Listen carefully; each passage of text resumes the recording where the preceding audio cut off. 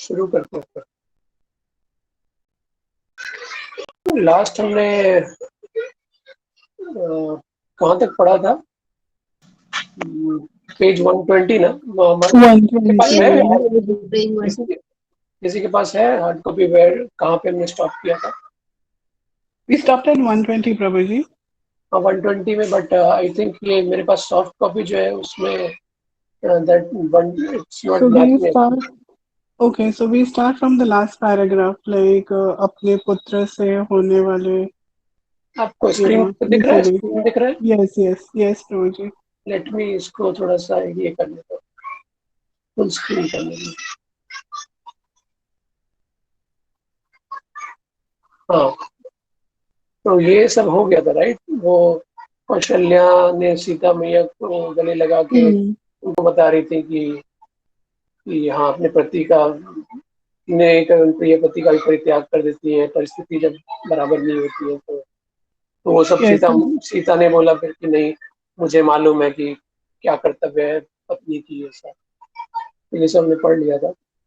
फिर I think Sita Lakshman सहित राम ने राजा की परिक्रमा की तथा उन माता एवं पिता को प्रणाम किया और वो रथारूढ़ हो गए और वन की ओर प्रस्थान किया। यहाँ तक शायद हमने किया था, राइट?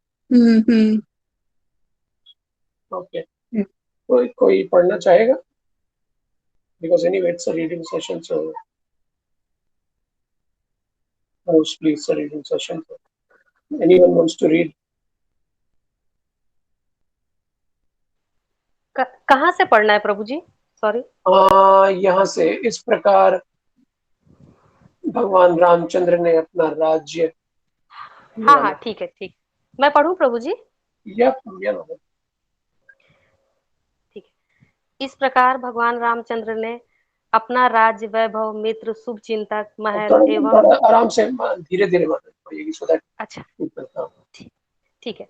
इस प्रकार भगवान रामचंद्र ने अपना राज्य, वैभव, मित्र, शुभचिंतक, महल एवं सर्वस्व उसी प्रकार त्याग दिया जिस प्रकार एक मुक्त जीव प्राण त्यागता है।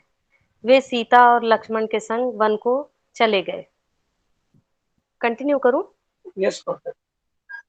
महाराज दशरथ की दृष्टि सनय सनय आंखों से ओझल होते हुए रथ से उड़ने वाली धूल पर स्थिर होने लगी। अंततः जब राम को ले जाने वाला रथ उनकी दृष्टि से ओझल हो गया, तब वे अचेत होकर भूमि पर गिर पड़े। जब जब कौशल्या एवं कैकेयी दोनों उन्हें उठाने गईं, तब दशरथ ने अपनी कनिष्ठ रानी कैकेयी को यह कहकर रोक दिया, मुझे स्पर्श मत करो, मैंने तुम्हारा परित्याग कर दिया है, अब मैं तुम्हें देखना भी नहीं चाहता। कौशल्या ने अपने पति को उठाया एवं उन्हें वापस ले जाने के समय उन्हें देखा कि सभी दुकानें एवं व्यापारिक प्रतिष्ठान बंद हैं तथा नागरिकों में विषाद व्याप्त है। महल में पहुंचकर राजा ने कौशल्या के कक्ष में जाने की इच्छा प्रकट की। लड़खड़ाते हुए स्वर से राजा ने कहा, अब से मैं यहीं रहूंगा। इस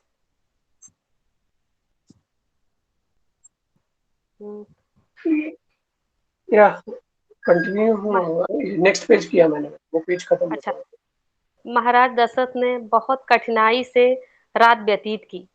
राम का वियोग उन्हें संपूर्ण ब्रह्मांड के विनाश के समान प्रतीत हुआ। कौशल्या एवं राजा को ऐसी दशा में देखकर सुमित्रा ने उन्हें सांत्वना प्रदान करने का प्रयास किया। अपने पुत्र के लिए शोक ना करें, क्योंकि सीता एवं लक्ष्मण उनके साथ हैं। राम को कोई कठिनाई नहीं होगी। वस्तुतः राम कोई साधारण मानव नहीं है, अपितु वे स्वयं देवताओं के कर्णधार हैं। वे सूर्य को प्रकाश प्रदान करने वाले हैं तथा शाश्वत काल के नियंता हैं। राम के वन में रहने पर स्वयं पृथ्वी एवं सारी प्रक्रियाएं उनकी भक्तिमय सेवा में संलग्न हो जाएंगी। विश्वास रखें कि एक दिन अवश्य ही आपकी आंखों के समक्ष आपके प्रिय पुत्र लौट कर आएंगे। शोक करना व्यर्थ है। शोक के कारण अयोध्या की प्रजा पहले से ही निष्क्रिय है। आप प्रजा को सांत्वना देकर उन्हें इस दुख का शिकार होने से बचाएं। सबको क्लियर है ना स्टोरी अभी तक? कहीं कुछ रिपीट करना है?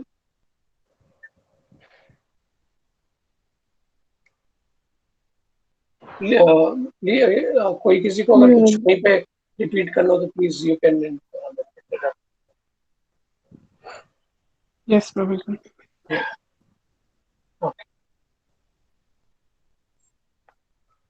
क्या माता जी? मनीषा इस माता जी। बीच जी इस बीच अयोध्या की प्रजा के कुछ व्यक्ति वन की ओर जाने वाले राम के रथ का अनुसरण करने लगे ताकि वे राम को वापस लौट आने के लिए मना सके। राम ने उनसे कहा, मैं प्रतिज्ञा भंग नहीं कर सकता। मैं चाहता हूं कि आपके हृदय में मेरे प्रति जो प्रेम है वैसा ही प्रेम आप भरत के प्रति रखें। स्क्रॉल कीजिए ना प्रभु जी। हाँ। जाते हुए राम ने देखा कि कुछ ज्येष्ठ ब्राह्मणों को उनके रथ के साथ चल पाने में अत्यंत कठिनाई हो रही है। उनकी व्याकुल प्रार्थनाएं सुनकर राम को दया आई और वे अपने रथ से उतरकर सीता एवं लक्ष्मण के संग पैदल चलने लगे ताकि ब्राह्मण उनके साथ हो सके। किंतु अब भी राम के पीछे मुड़कर नहीं देख अब भी राम ने पीछे मुड़कर नहीं देखा, क्योंकि वे अपनी प्रतिज्ञा का पालन करने के लिए दृढ़ प्रतिज्ञ थे। इस प्रकार जब ब्राह्मण राम से लौट आने की प्रार्थना निरंतर कर रहे थे, वे सभी तमस नदी के तट पर पहुंच गए। क्षितिज पर सूर्यास्त होने के पश्चात सुमंत्र एवं लक्ष्मण ने संध्या बेला में विश्राम करने हेतु एक स्थान का चयन किया। उन्होंने स्थान को स्वच्छ करके राम के लिए वृक्ष के पत्रों से सैया का निर्माण किया। सीता सहित राम वहां लेट गए तथा वे शीघ्र ही ये कौन तमस नदी पे कौन गए? ब्राह्मण लोग गए राइट? जी जी अच्छा।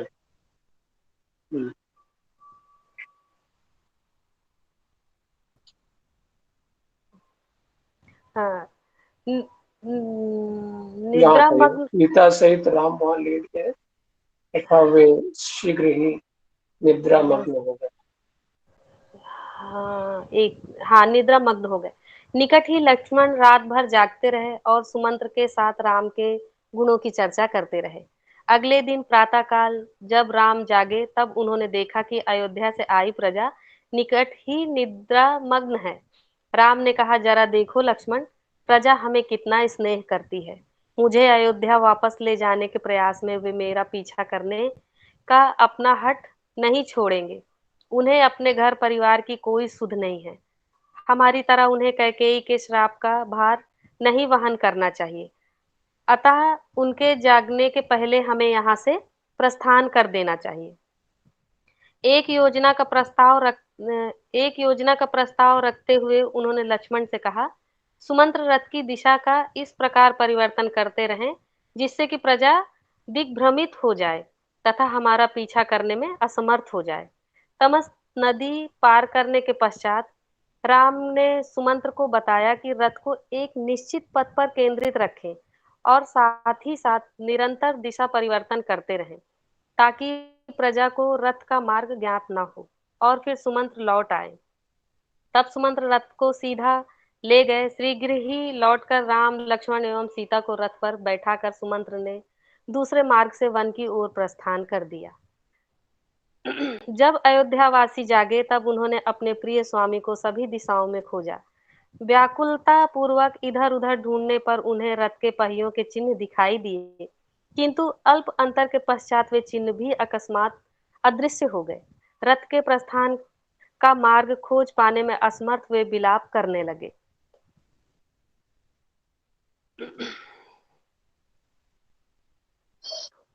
राम के चले जाने पर प्रजा स्वयं को धिक्कारते हुए कहने लगी, हम सब राम के बिना अयोध्या कैसे लौट सकते हैं? उन्हें वापस लाने में हमारी असफलता देखकर स्त्रियां और बच्चे क्या कहेंगे? राम के सुंदर चंद्रमा के सदृश मुख के बिना जीवन का क्या अर्थ है? पति संताप यहाँ तक कि पति संतान यहाँ तक कि स्वयं के जीवन का भी क्या लाभ है? राजा जनक की पुत्री एवं कमल नयनों वाले राम के बिना गृहस्थी के सुख भी निरर्थक हैं। कोई अन्य उपाय न देखकर प्रजा अत्यंत उदास होकर अयोध्या की ओर लौट चली। जब घरों पर स्त्रियों ने देखा कि पुरुष राम को लिए बिना ही आ गए, तब वे उनकी भर्त्सना करने लगी। उनमें से अनेक तो विलाप करने लगी। अत्यंत शोकवश उनमें से कुछ तो बोलने या सुनने में असमर्थ हो गई। प्रत्येक अयोध्यावासी कैकेयी की निंदा करने लगे तथा उसके शासन में न रहने की शपथ लेने लगे।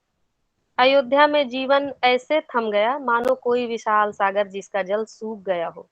ब्राह्मण अपने कार्य की उपेक्षा करने लग गए एवं व्यापारियों ने व्यापार छोड़ दिया। गृहस्थों ने भोजन पकाना त्याग दिया और पशुओं के मुख में चारा गिरने लगा मानो वे अचेत हो गए हों। गायों बछड़ों को दूध नहीं पिलाती थीं एवं माताएं अपने पुत्रों का अभिवादन करने में प्रसन्नता का अनुभव नहीं करती थीं। आकाश के तारे भी निष्ठुर हो गए। दुख से त्रस्त अयोध्या का एक भी व्यक्ति ना तो कुछ खाता ना ही आमोद प्रमोद में संलग्न होता। वस्तुतः राम के वियोग में दुखमग्न सभी निर्जीव से प्रतीत हो रहे थे। जैसे जैसे राम अनेक क्षेत्रों, कस्बों एवं वनों में जाते तो वे यह सुनते कि प्रजा उन्हें राज्य से निष्कासित करने के कारण राजा दशरथ एवं कैकेयी की निंदा कर रही है। स्क्रॉल कीजिए प्रभु जी। एक सेकंड।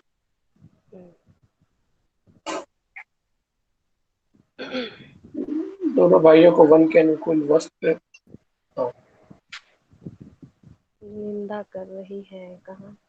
यहाँ तक दोनों भाइयों को वन के अनुकूल वस्त्र धारण किए हुए ये देख दुखी गुह ने कहा। धारण किए देख दुखी ग्रह के गुह ने कहा। नहीं प्रभु जी, यहाँ से है और हाँ, थोड़ा। एक सेकंड, ये मैंने एक पेज स्किप कर दिया क्या? हाँ जी जी प्रभु जी, थोड़ा हाँ, आगे हो गया। सॉरी यार। यहाँ पर जैसे जैसे राम अनेक क्षेत्रों, कस्बों एवं वनों से जाते तो यह सुनते कि प्रजा उन्हें राज्य से निष्कासित करने के कारण राजा दशरथ एवं कैकेयी की निंदा कर रहे। राम के चले जाने पर प्रजा यहाँ से पढ़ना है, कैकेयी की निंदा कर रही। हाँ, अंततः कहाँ? अंततः राम वेद श्रुति एवं गोमती नदी पार करके स्यंदिक नदी के निकट पहुंचे, जो कौशल राज की दक्षिणी सीमा थी। राम ने रथ से उतरकर तथा हाथ जोड़कर अपनी जन्मभूमि अयोध्या को छोड़ने से पहले उसको प्रणाम किया। वहां के अनेक स्थानीय व्यक्ति राम का पीछा करने लगे थे और जब उन्हें वापस लौट जाने के लिए कहा गया, तब वे वियोग के विचार से अक्षम होकर उच्च स्वर से विलाप करने लगे। अतः राम शीघ्रता पूर्वक जाने लगे, इस आशा में कि उनका शोक कुछ कम हो जाएगा। जब वे गंगा नदी पर पहुंचे, तब राम ने सुमंत्र से रथ को नदी के तट पर स्थित एक विशाल वृक्ष के नीचे रोकने के लिए कहा। उस क्षेत्र के राजा का नाम गुह था, जो जन्म से एक निषाद थे तथा राम के विशिष्ट मित्र थे। राम के आगमन का समाचार प्राप्त करते ही वे अपने मंत्रियों एवं संबंधियों सहित आनंद पूर्वक उनसे भेंट करने के लिए आए। निषाद परिवार में जन्म लेने तथा नीच जाति के होने पर भी राजा गुह में एक महान भक्त के सभी गुण थे। वे शांत, संयमी, नम्र, सहनशील एवं दानी थे। वास्तव में वे एक ब्राह्मण से श्रेष्ठ थे, क्योंकि वे भगवान के पूर्ण रूपेण शरणागत भक्त थे। ऐसा सोचना एक महान त्रुटि है कि मनुष्य की जाति उसके जन्म के आधार पर निर्धारित होती है। वेदों का निष्कर्ष ऐसा नहीं है, अपितु जाति का निर्धारण गुणों के आधार पर किया जाता है। गुह को आते देख राम एवं लक्ष्मण उसका अभिवादन करने आगे बढ़े और निषाद राजा ने प्रेम से राम का आलिंगन किया। दोनों भाइयों को वन के अनुकूल वस्त्र, स्क्रॉल कीजिए प्रभु जी,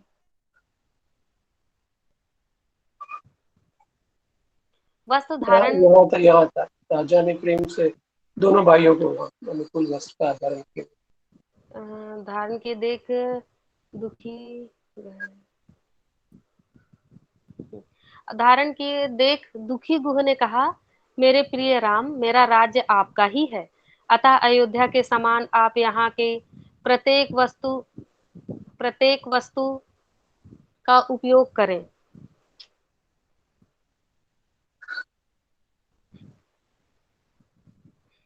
सॉरी प्रभु जी, एक कॉल आ गई थी। अच्छा अच्छा अच्छा। नहीं, मैं पढ़ सकती हूँ। हाँ ओके ठीक। उपयोग करें। आपको अतिथि के रूप में पाकर मैं धन्य हो गया। गुह प्रचुर मात्रा में भोज्य पदार्थ, कोमल शैयाएं एवं राम का राजोचित स्वागत करने हेतु सेवा की सामग्री आदि लेकर आए थे। राम यह सब देखकर प्रसन्न हुए और गुह का आलिंगन करते हुए बोले, मैं हृदय से तुम्हारे द्वारा दी गई प्रत्येक वस्तु को स्वीकार करता हूँ, किंतु चूंकि मैंने केवल कुश घास, वृक्ष की छाल एवं मृग चर्म से निर्मित वस्त्रों को धारण करने का तथा केवल फल व मूल ही खाने की प्रतिज्ञा की है, अतः इन उपहारों का उपयोग मैं नहीं कर सकता। अतः मेरे घोड़ों को खिलाने के लिए भोज्य पदार्थों के अतिरिक्त सब कुछ ले जाओ, क्योंकि ये महाराज दशरथ के प्रिय घोड़े हैं। तब गुह ने घोड़ों को भोजन करवाया। राम ने केवल थोड़ा सा जल पिया, क्योंकि उस दिन उन्होंने गंगा के सम्मान में उपवास रखा था। उस रात्रि राम एवं सीता ने वृक्ष के नीचे विश्राम किया।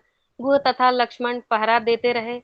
यद्यपि गुह ने लक्ष्मण से भी विश्राम करने के लिए निवेदन किया, किंतु उन्होंने मना कर दिया, क्योंकि राम एवं सीता विश्राम कर रहे थे।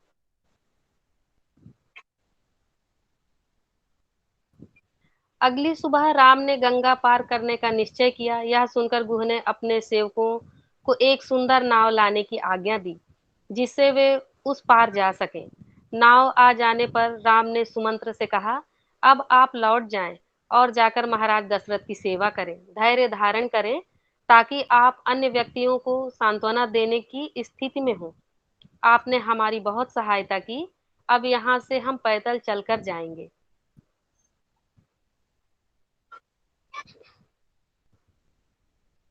सुमंत्र ने राम से वन तक उनके साथ जाने की अनुमति मांगी, किंतु राम ने कहा, कृपया आप मेरे शोक से व्याकुल पिता को जाकर संभालें, दुखी ना हो, क्योंकि हम निश्चय ही 14 वर्षों के पश्चात लौट आएंगे। मेरे माता पिता को मेरे कुशल पूर्वक होने का समाचार देना एवं राजा से विनती करना कि वे अविलंब भरत का राज्याभिषेक करवा दें। कृपया मेरी ओर से भरत से विनती कीजिए कि वे अपनी सभी माताओं से एक समान व्यवहार करें। राम को छोड़कर जाने के विचार को सहन कर पाने में असमर्थ सुमंत्र ने तर्क दिया, जब मैं अकेला ही इस रथ को लेकर अयोध्या लौटूंगा, तब प्रजा कई गुना अधिक दुखी हो जाएगी। हे राम, कृपया मुझे अपने साथ आने दें। यदि आप मुझे त्याग देंगे तो मेरा जीवन असहनीय हो जाएगा। मैं आग में कूद जाऊंगा अथवा जल समाधि ले लूंगा।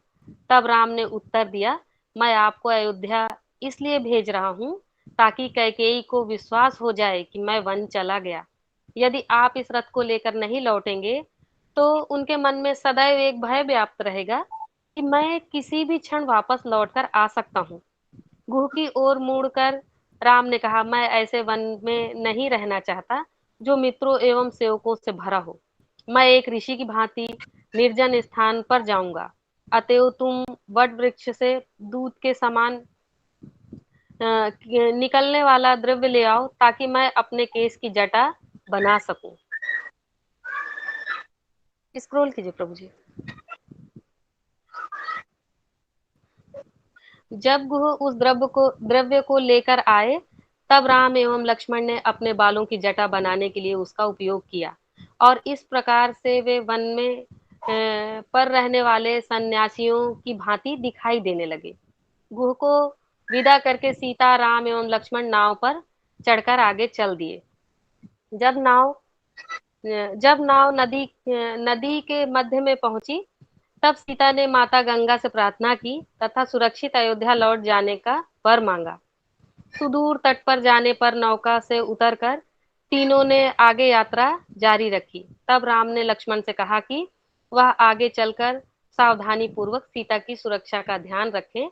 इस प्रकार से प्रथम पंक्ति में लक्ष्मण मध्य में, सीता एवं अंत में राम चल रहे थे।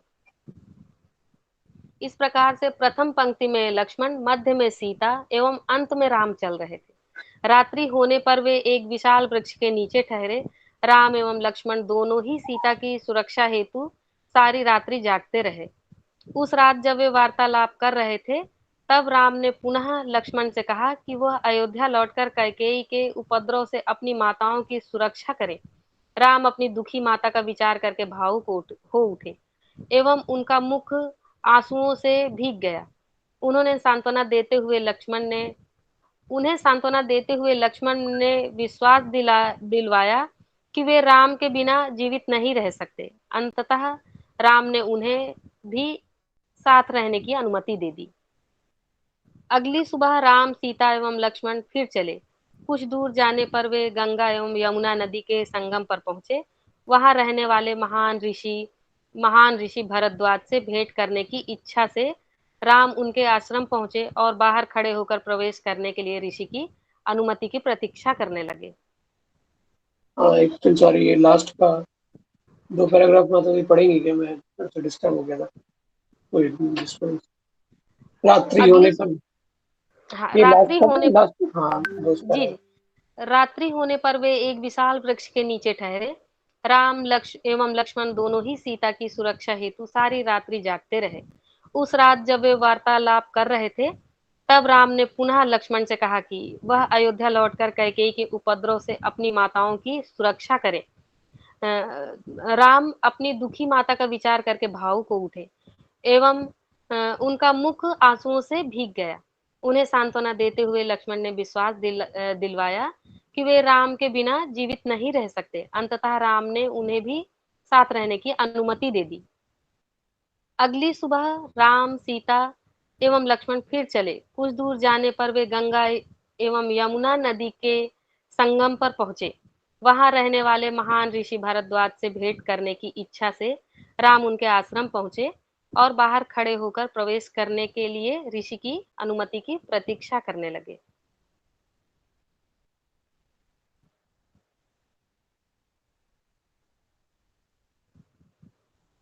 शीघ्र ही ऋषि का एक शिष्य राम का अभिवादन करने आया एवं उन्हें लेकर अंदर गया। राम ने भरद्वाज मुनि को ध्यान मग्न तथा शिष्यों से घिरे देखा। राम ने स्वयं का परिचय दिया एवं वन में आने से संबंधित घटनाओं का उल्लेख किया। तत्पश्चात भरद्वाज ने राम, सीता एवं लक्ष्मण का यथोचित स्वागत किया। भोजन के लिए फल एवं मूल से बने भिन्न भिन्न प्रकार के भोज्य पदार्थ अर्पण किए। ऋषि ने उनके निवास के लिए योग्य स्थान का प्रबंध किया और कहा, हे राम, मैं आपके आगमन की प्रतीक्षा तब से कर रहा हूँ जब से मैंने आपके निष्कासन का समाचार सुना है। मेरी इच्छा है कि आप वनवास के 14 वर्ष शांति से मेरे आश्रम में व्यतीत करें। मेरे शिष्यों की सहायता से आपको यहाँ किसी भी प्रकार की असुविधा नहीं होगी। मुस्कुराते हुए राम ने उत्तर दिया, हे ऋषियों में श्रेष्ठ, आपका प्रस्ताव बहुत ही अच्छा है। आपके आश्रम अयोध्या के निकट होने के कारण मुझे भय है कि मेरे यहाँ निवास करने पर अनेक व्यक्ति मुझसे भेंट करने आएंगे। अतः मुझे एक ऐसे निर्जन स्थल का पता बताएं जहां रहकर मैं वनवास की अपनी प्रतिज्ञा को पूर्ण कर सकूं। तब भरद्वाज ने सुझाव दिया, आप चित्रकूट पर्वत पर जा सकते हैं, जो यहाँ से 60 मील दूर है। यमुना नदी को पार करने के पश्चात श्याम नाम का एक विशाल वट वृक्ष दिखाई देगा। उससे आप समझ लेना कि आप सही दिशा में जा रहे हैं। संपूर्ण चित्रकूट अत्यंत सुंदर है। उसके चारों ओर जल प्रपात एवं घुमावदार जलाशय हैं। कोयल एवं मयूर की मधुर ध्वनि आपके कानों को मोहित कर देगी। वहां हर स्थान पर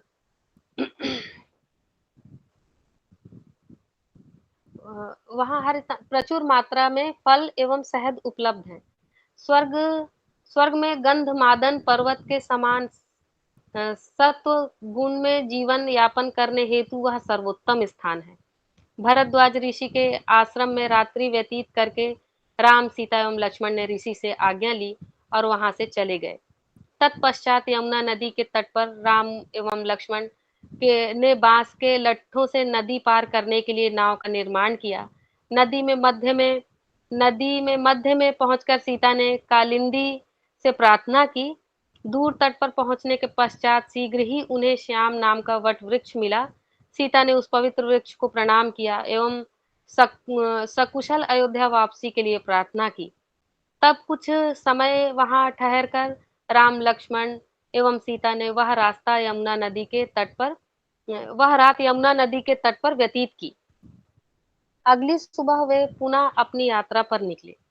वन से जाते हुए उन्होंने जिन जिन पेड़ पौधों को देखा, सीता ने राम से उनके विषय में पूछा। चूंकि लक्ष्मण हाथ में धनुष लिए आगे आगे चल रहे थे, अतः राम प्रकृति के आश्चर्यों का वर्णन आनंद से कर रहे थे। स्क्रॉल कीजिए प्रभु जी।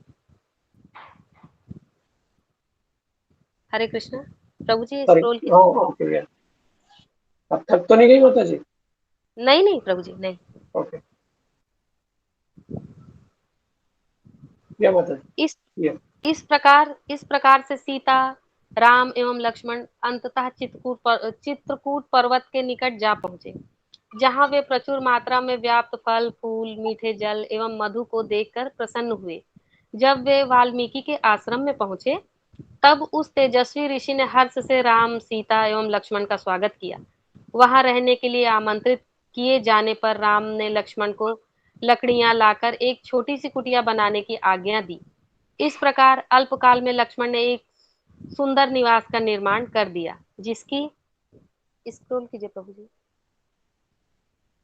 जिसकी दीवारें लकड़ियों के खूंटे एवं छत घास फूस से निर्मित थी। राम के कहने पर लक्ष्मण ने प्रथा के अनुसार अपने नए निवास स्थल को पवित्र करने हेतु देवताओं के लिए यज्ञ किया। जब राम ने उस नई कुटिया में प्रवेश किया, तब वे राज्य से निष्कासन के कारण उत्पन्न हुए अपने विषाद को भूलकर अत्यंत प्रसन्न हो उठे। इस बीच राम से विदा लेने के पश्चात गुह ने राम के पीछे अपने गुप्तचर भेजे। जब उन्होंने राम के चित्रकूट पहुंचने की सूचना दी, तब सुमंत्र ने अपने रथ पर चढ़कर अयोध्या लौटने की दुखदायी यात्रा आरंभ की। 2 दिनों के पश्चात संध्या काल में सुमंत्र अयोध्या पहुंचे। उन्होंने देखा कि नगर बिल्कुल वीरान है। प्रत्येक व्यक्ति राम के वियोग में शोक से व्याकुल है। तत्पश्चात जब सुमंत्र के लौटकर आने का समाचार नगर में फैला, तब सहस्त्रों ने मार्ग में ही सुमंत्र को घेर लिया। अपने प्रिय स्वामी का समाचार सुनने की आशा में वे सुमंत्र के बोलने की प्रतीक्षा करने लगे। उनकी जिज्ञासाओं के उत्तर में सुमंत्र ने कहा, कमल नयनों वाले श्री राम ने गंगा के तट पर पहुंचकर मुझे वापस भेज दिया। उन्होंने मुझे अपने संग चलने की अनुमति नहीं दी। राम अब लक्ष्मण एवं सीता के संग वन जाने हेतु आगे की यात्रा पैदल ही करेंगे।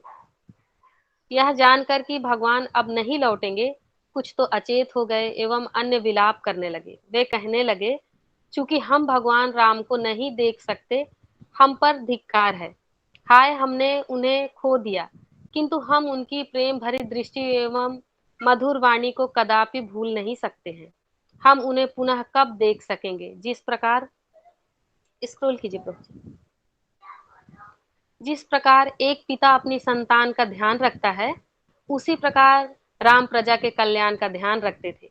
यह स्मरण करके वहां की प्रजा शोक के कारण व्याकुल हो गई। तब दशरथ को देखने एवं भगवान का संदेश देने के लिए सुमंत्र राजभवन गए। सुमंत्र को राम के विषय में बोलते सुनकर राजा वियोग के विचार से अचेत हो गए। राजा की सहायता करने के प्रयास में कौशल्या भी मूर्छित हो गई। इसके पहले कि सुमंत्र कुछ कहें, रानी ने कहा, अब आप शोक क्यों कर रहे हैं? आपने ही निष्ठुरता से अपने पुत्र को वन भेज दिया है। अपने सत्य को अपने उस पुत्र आपने सत्य को अपने उस पुत्र से, जिसमें सभी सत्य का निवास है, अधिक महत्व दिया। उठिए हे राजन, अन्यथा आपके अनुयायी आपके कार्यों की गंभीरता पर संदेह करने लगेंगे। यदि आप ऐसे ही शोक करते रहेंगे तो आपकी प्रजा भगवान राम के वियोग की अग्नि में जलकर नष्ट हो जाएगी। कौशल्या के कटु शब्दों के प्रहार से राजा पुनः चेतन हुए। राजा दशरथ बोले, हे सुमंत्र, कृपया बताओ कि विदा लेते समय राम ने तुम्हें क्या कहा? वे कहाँ हैं? वे क्या खाते हैं? इतने वर्षों तक वे विलासिता में रहे हैं। वन के वातावरण में कोमल सीता कैसे रह रही हैं? अवश्य ही उनका कोमल शरीर सूलों की चुभन एवं सूर्य की कड़ी धूप को सहन नहीं कर पाता होगा। मेरे प्रिय पुत्र लक्ष्मण कैसे हैं? उनकी तपस्या कैसी है? वे क्या खाते हैं? उन्होंने मुझे कोई संदेश भेजा है? हे सुमंत्र, मैं तुम्हारे उत्तर के बल पर ही जीवित रह सकता हूँ। सुमंत्र जान गए कि महाराज दशरथ के प्राण राम के विषय में सुनकर ही कायम रह सकते हैं। अतः वे इस प्रकार बोलने लगे। मुझसे विदाई लेते समय राम ने मुझसे अयोध्या लौटकर वापसी एवं भरत की सेवा करने के लिए कहा। राम का ध्यान स्क्रॉल कीजिए प्रभु जी। राम केवल आपकी कुशलता की ओर केंद्रित है।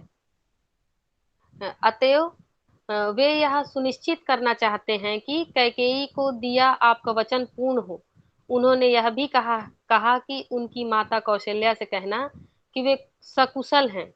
इसके अतिरिक्त हे कौशल्या, आपके पुत्र ने यह विनती की है कि आप निरंतर धर्म को समर्पित रहें एवं अपने पति के चरण कमलों की उसी प्रकार सेवा करें जैसे आप श्री विग्रह के चरण कमलों की सेवा करती हैं।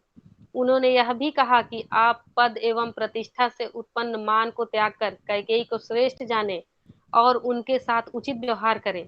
उसी प्रकार महाराज, उन्होंने आपसे विनती की है कि आप भरत को अविलंब सिंहासन के उत्तराधिकारी के रूप में राज्याभिषेक करा दें। यद्यपि वो नवयुवक हैं, किंतु एक राजा हैं एवं सम्मान के योग्य हैं। राम ने भरत के लिए संदेश भेजा है एवं आग्रह किया है कि वे कौशल्या एवं सुमित्रा को भी अपनी माता के समान जाने। इसके इसके अतिरिक्त हे महाराज, मैं अब सीता की स्थिति का वर्णन करता हूँ। वे दुख से गतिहीन खोई खोई सी गहरी श्वास ले रही थी। उन्होंने पहले कभी दुख नहीं देखा एवं उन्होंने कोई संदेश नहीं दिया। जैसे ही मैं निकलने लगा, उन्होंने राजरथ की ओर देखा और रोने लगी। प्रणाम करके मैं निकला, किंतु मेरे घोड़े पथभ्रष्ट होने लगे, क्योंकि उनकी आंखों में आंसू होने के कारण वे भी ठीक प्रकार से देख नहीं पा रहे थे।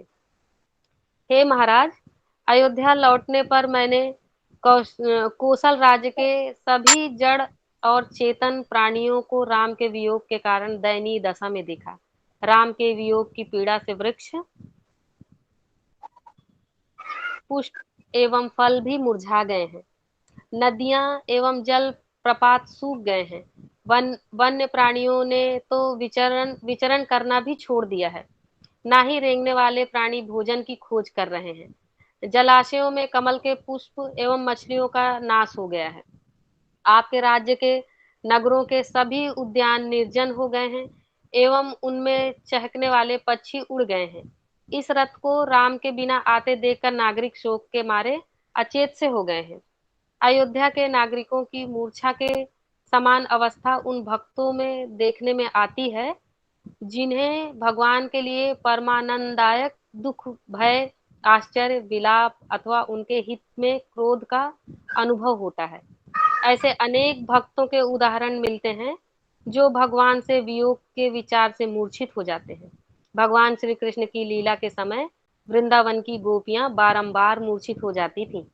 वृंदावन के गोप, ग्वाले, वयोवृद्ध एवं गौवें भी उस समय मूर्छित हो गईं, जब उन्हें लगा कि कालिया या कोई अन्य राक्षस श्री कृष्ण का वध करने जा रहा है। बोल पाने में अक्षम होना, गति में अवरोध, शून्यता का अनुभव एवं भगवान से वियोग की तीव्र अनुभूति, ये सभी इस अवस्था के लक्षण हैं। इस प्रकार के महाभाव उन महान भक्तों को ही प्राप्त है जिनको कोई भौतिक इच्छा नहीं होती एवं जो भगवान के चरण कमलों की नहीं होती एवं जो भगवान के चरण कमलों के प्रति पूर्ण रूप से समर्पित हैं। वृंदावन के निवासियों की भांति ही अयोध्यावासी भी उस दिव्य प्रेम के कारण स्तब्ध थे। सुमंत्र की बात सुनकर राजा दशरथ शोक से और अधिक व्याकुल हो उठे। दुख के आवेग में उन्होंने कहा, तुम मुझे वहां ले चलो जहां राम है, अथवा राम को यहाँ लाओ, अन्यथा मैं प्राण त्याग दूंगा। मैं शोक के सागर में डूबा हुआ कैकेयी को, हरे कृष्णा प्रभु जी, स्क्रॉल कीजिए। किया मैंने। अच्छा, सॉरी। दिए गए 2 वरदान उस सागर के तट हैं एवं राम के वनवास का काल उसका विस्तार है। मेरे श्वास प्रश्वास उसकी लहरें एवं भंवर हैं। कौशल्या एवं अन्यों के आंसू मानो उन नदियों के समान हैं जो उस सागर में बहकर उसे अधिक उग्र कर रहे हों। दुख में मेरे हाथों का उठना मानो उस सागर की मछलियों के छटपटाने के समान है। अस्त व्यस्त केस समुद्री घास के समान है एवं हमारा उच्च स्वर में विलाप उसकी गर्जना है। कैकेयी समुद्री अग्नि के समान है जो आंसुओं की धारा का कारण है एवं मंथरा के शब्द घड़ियाल सदृश हैं जो जल में अवरोध उत्पन्न करते हैं।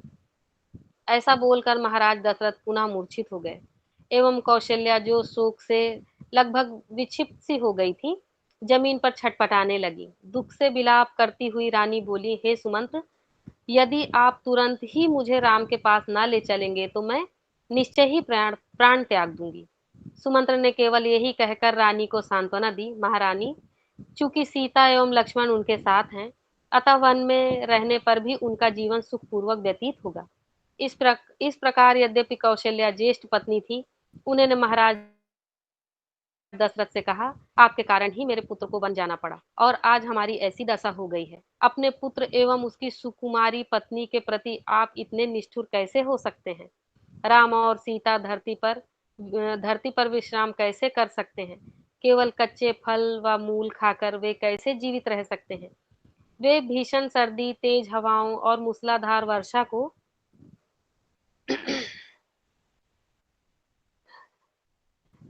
कैसे सहन करेंगे?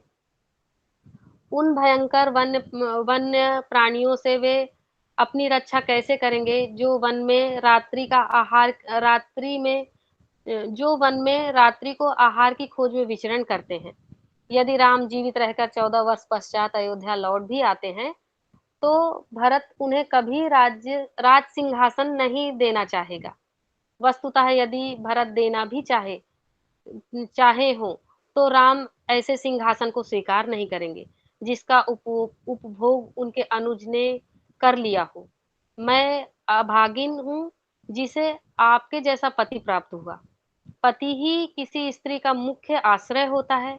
जब आप पूर्ण रूप से कैकेयी के नियंत्रण में हैं, तब मैं निराश्रित हो गई हूँ।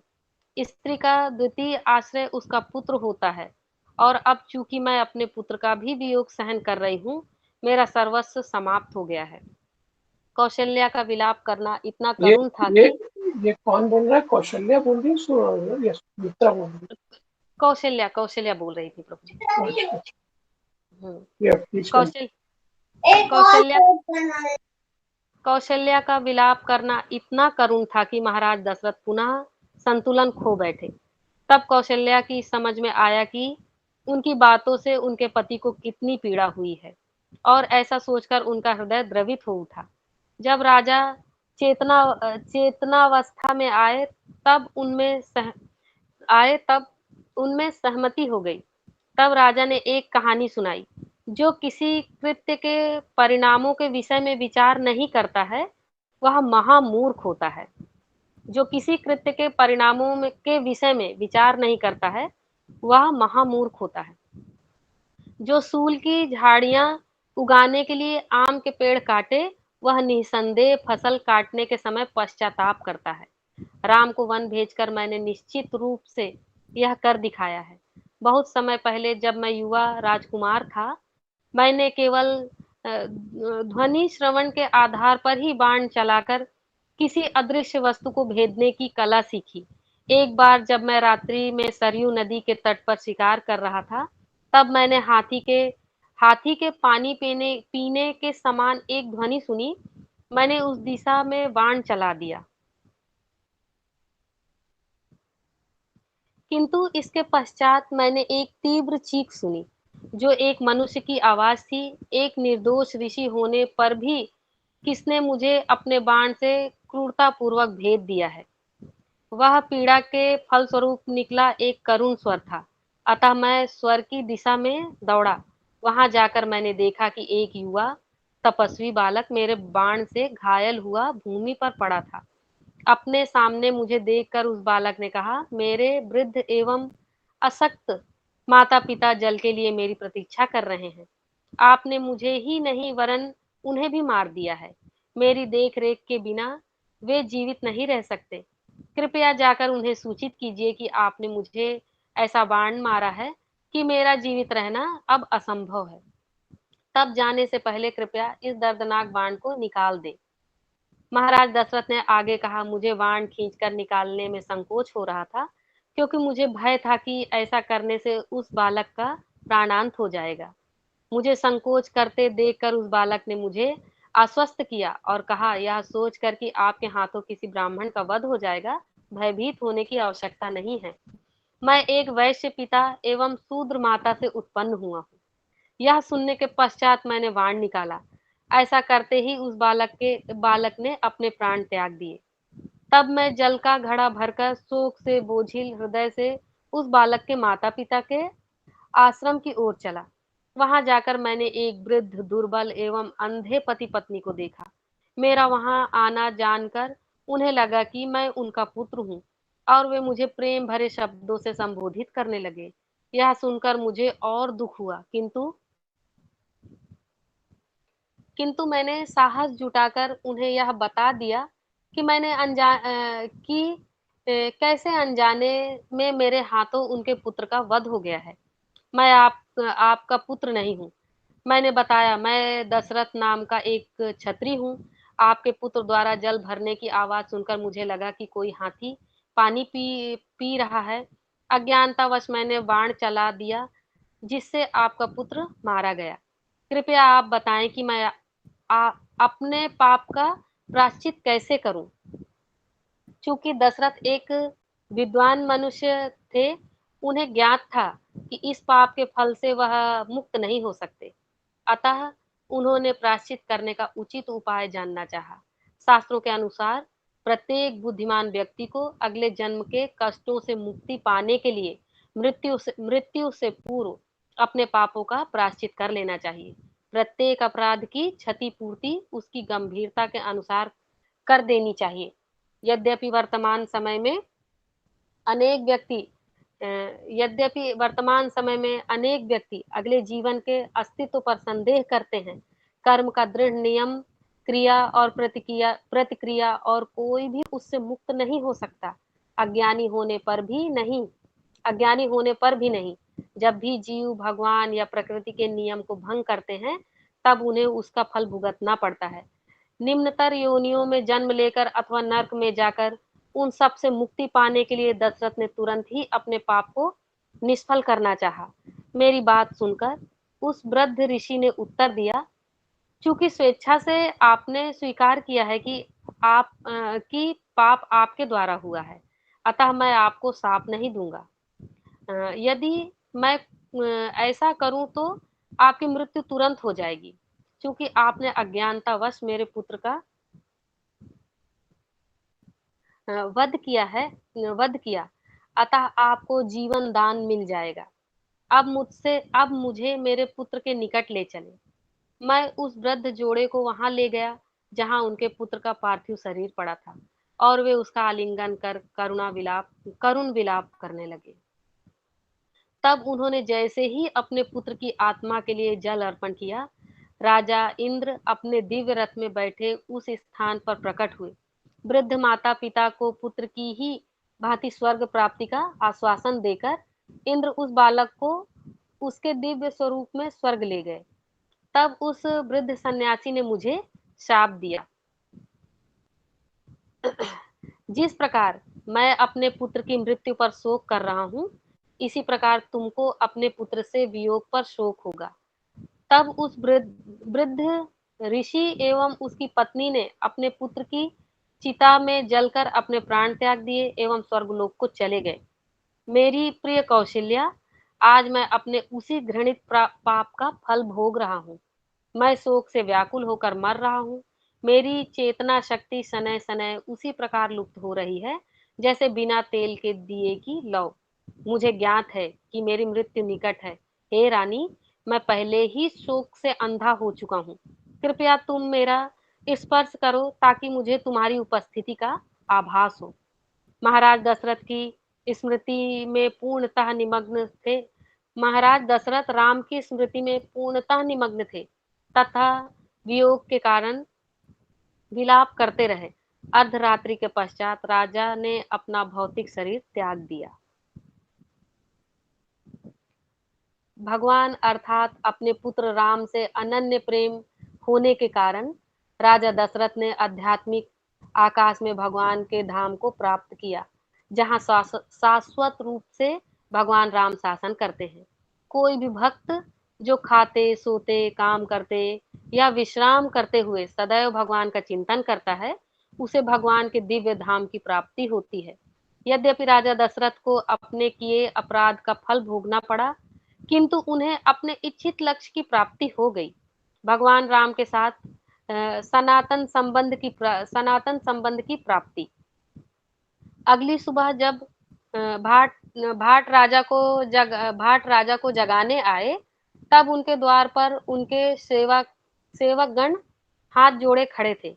किंतु जब उनकी दासियां उनके कक्ष में गईं, तब पाया कि उनके शरीर में जीवन के कोई लक्षण नहीं है। ये स्त्रियां भय से विलाप करती हुई बाहर आईं और कौशल्या सुमित्रा के पास जाकर उन्हें जगाया। जब दोनों रानियों ने देखा कि राजा की मृत्यु हो गई है, तब वे शोक से मूर्छित हो भूमि पर गिर गईं। उनके विलाप करने की आवाज सुनकर कैकेयी भी आई। अब उसे ज्ञात हुआ कि राजा की मृत्यु हो गई है। तब वह भी करुण विलाप करने लगी। कौशल्या ने स्नेह से अपने मृत पति के सिर को स्पर्श करते हुए कड़े स्वर में कैकेयी से कहा, मैं राजा की चिता पर चढ़ जाऊंगी ताकि मैं भी वहीं जाकर रह सकूं जहां वे गए हैं। तुम्हारे जैसी एक पापी स्त्री ही पति के बिना जीवित रह सकती है। मंत्रीगण आकर कौशल्या को एक अलग स्थान पर ले गए एवं उन्हें शांत करने का यथासंभव प्रयास करने लगे। तत्पश्चात उन्होंने राजा दशरथ के पार्थिव शरीर को तेल तेल के कुंड में रखा, क्योंकि अंतिम संस्कार पुत्र की उपस्थिति में ही किया जा सकता था। शासक के बिना अयोध्या की प्रजा विषादग्रस्त हो गई। रात भर कोई सो नहीं पाया। मार्ग में एकत्रित होकर सभी कैकेयी की सार्वजनिक भर्त्सना करके अपने रोष का प्रदर्शन करने लगे। अगली सुबह अयोध्या के श्रेष्ठ ब्राह्मण राजसभा में पहुंचे और मंत्रियों से निवेदन किया कि उसी दिन राजा के किसी एक पुत्र को सिंहासन सौंप दिया जाए। वशिष्ठ, वामदेव, मार्कंडेय, कश्यप, गौतम एवं अन्य ऋषियों को संबोधित करते हुए ब्राह्मणों ने कहा, राजा के बिना देश का कोई भविष्य नहीं होता। ऐसे स्थान पर दुर्जन एवं चोर स्थिति का लाभ उठाते हैं तथा नियमों का उल्लंघन होता है। शासन के बिना राज्य में प्रभुत्व समाप्त हो जाता है। पुत्र पिता की आज्ञा का पालन नहीं करते हैं, दान लुप्त हो जाता है एवं धार्मिक कार्यों में ह्रास होता है, क्योंकि प्रजा एक दूसरे का अहित करती है। ऋषियों ने उत्तर दिया, आपका कहना उचित है।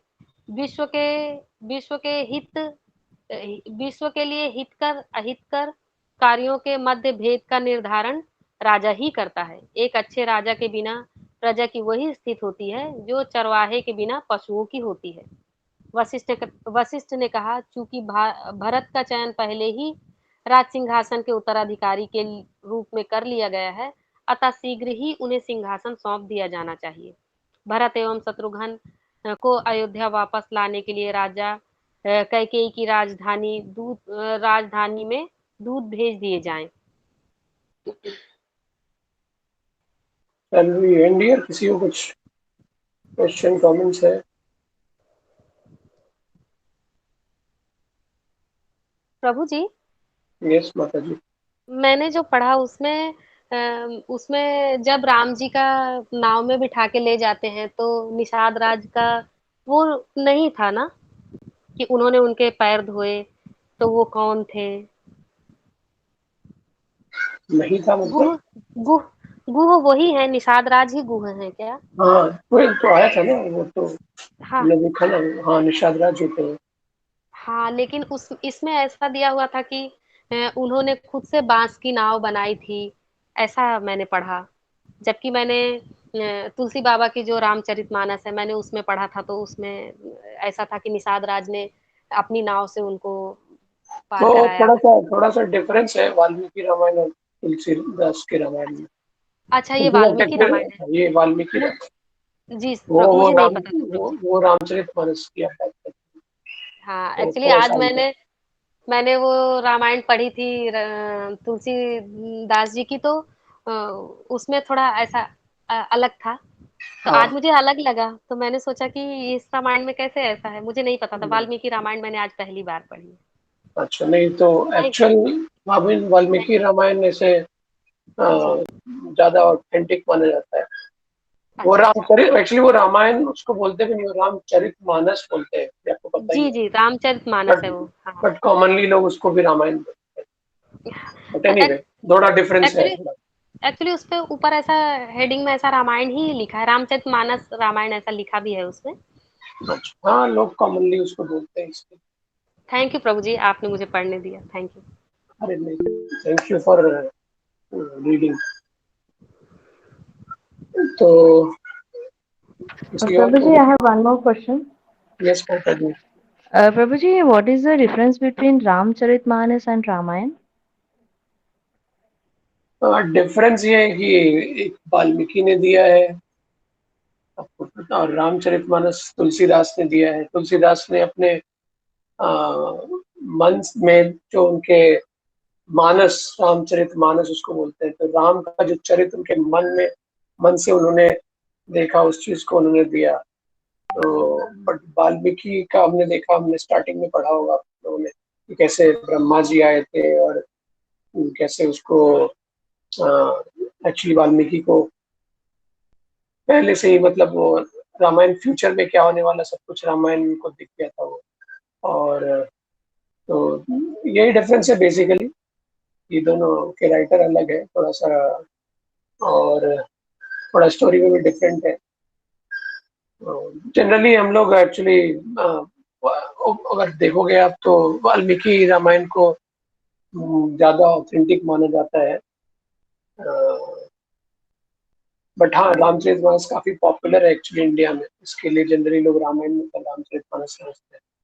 लेकिन वाल्मीकि रामायण जो है, it's more authentic actually said actually like that. Prabhu ji, मैं नॉर्थ इंडियन हूँ, तो शायद हम लोगों के साइड ज्यादा रामचरितमानस, वो तुलसी बाबा वाली रामायण ज्यादा चलती है। हाँ हाँ हाँ, बट ये वाल्मीकि रामायण अभी क्या बोलूं, क्योंकि ऑब्वियसली श्रद्धा है रामचरितमानस में भी लोगों की, जी जी। ठीक है।